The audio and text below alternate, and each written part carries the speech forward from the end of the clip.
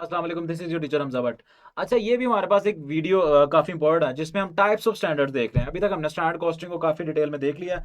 अब हम देखते हैं कि इसके टाइप्स क्या हैं, मतलब स्टैंडर्ड जो आप बनाते हैं, ठीक है, स्टैंडर्ड कॉस्टिंग यूज़ करते हैं, वो कितने टाइप्स की हो सकती है। Standards are predetermined estimates of unit cost but how the efficiency inherent the estimate determined.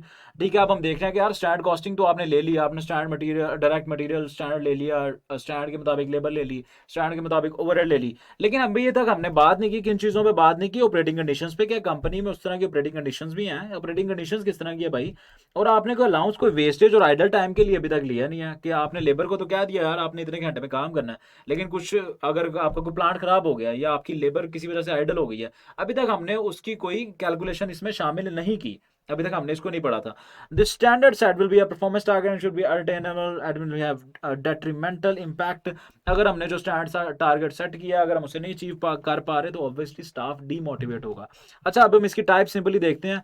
काफी आसान टाइप्स हैं। आइडियल स्टैंडर्ड्स, आइडियल स्टैंडर्ड मतलब एक स्टैंडर्ड कॉस्ट कार्ड आपने इस बेस पे बनाया है, आइडियल कंडीशंस की बेस पे, जहां पे कोई वेस्टेज नहीं है, आप अज्यूम कर रहे हो जीरो वेस्टेज है, जीरो आइडल टाइम है। आइडल टाइम मतलब लेबर का वेले रहना, जिसको हम पंजाबी में कहते हैं, ठीक है।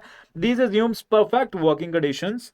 No allowance is waste for wastage, के लिए कोई अलाउंस नहीं बनाया गया। लेबर ने इनएफिशिएंटली काम किया, मतलब 5 घंटे का काम 7 घंटे में किया, उसका भी कोई अलाउंस नहीं बनाया गया। मशीन ब्रेक डाउन, आपने ये अज्यूम किया कि आपकी मशीन भी पूरा साल ही चलती रही है। अच्छा, ऑब्वियसली जब इस तरह की आपने कंडीशंस ली, तो आपके पास कॉस्ट मिनिमम आएगी, ठीक है। ऑब्वियसली इसको अचीव करना तकरीबन नामुमकिन है।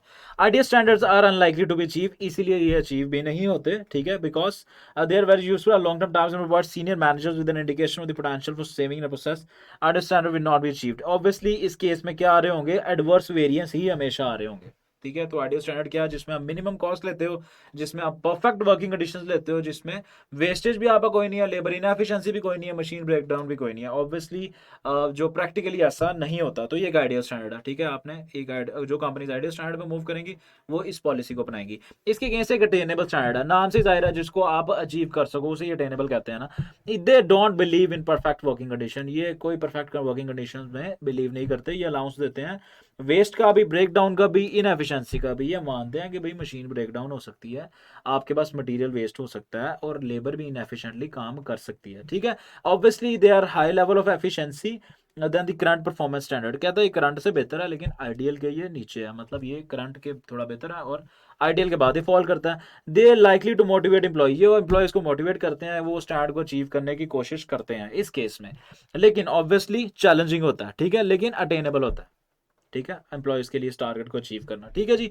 इसके बाद है जी करंट स्टैंडर्ड। करंट स्टैंडर्ड नाम से जाहिर है, based on current working condition. आजकल भाई काम के क्या हालात हैं, उसकी बेस पे आप करंट स्टैंडर्ड बनाते हो with entities capable of achieving at the moment, जो इस टाइम कंपनी जिसको अचीव कर सकती है। They do not provide incentive, ये लोगों को कोई इंसेंटिव नहीं देते, क्योंकि इसमें कॉस्ट भी आपकी ज्यादा बन रही होती है स्टैंडर्ड कॉस्ट कार्ड में। And might be consider unsatisfactory when current operating conditions are inefficient, क्योंकि करंट हालात अगर पहले ही खराब है और वो आप कॉस्ट कार्ड पहले ही ज़्यादा आप कॉस्ट उसमें शो कर रहे हो, तो ऑब्वियसली इम्प्लॉई उसको आराम से अचीव कर लेगा। तो क्या कहते हैं, अगर हालात मौजूदा वैसे ही ख़राब हैं, अगर इम्प्लॉई आपके पास फेवरेबल वेरिएंस शो करे, फॉर एग्जांपल वेरिएंस वाले चैप्टर में हम इसे देखेंगे, तो उसे बोनस वगैरह मिलेगा। लेकिन इस हालात में ऐसा कुछ नहीं है, तो इम्प्लॉय डीमोटिवेट हो रहे हैं क्योंकि उन्हें बोनस नहीं मिल रहा। करंट स्टैंडर्ड में यूजफुल, ये बजट बनाने के लिए आप यूज़ कर सकते हो, और गाइड के लिए यूज़ कर सकते हो कि प्रोडक्शन प्रोसेस में कितनी रिसोर्सेज चाहिए, ठीक है। ये सारी थ्योरी की बातें हैं, और ये वो बोनस वाली बात है जो मैंने आपको बताई है।